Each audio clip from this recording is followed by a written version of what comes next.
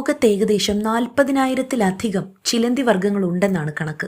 ഇക്കൂട്ടത്തിൽ ബഗീര കിപ്ലിംഗി എന്ന ശാസ്ത്രനാമത്തിൽ അറിയപ്പെടുന്ന മധ്യ അമേരിക്കൻ ചിലന്തിക്ക് ഒരു പ്രത്യേകതയുണ്ട്. ആൾ വെജിറ്റേറിയനാണ്. ലോകത്ത് ഇന്നേ വരെ കണ്ടെത്തിയിട്ടുള്ള സസ്യാഹാരിയായ ഏക ചിലന്തി. ഒരുതരം അക്കേഷ്യ ചെടികളിലെ താമസക്കാരാണ് ഈ ചിലന്തികൾ.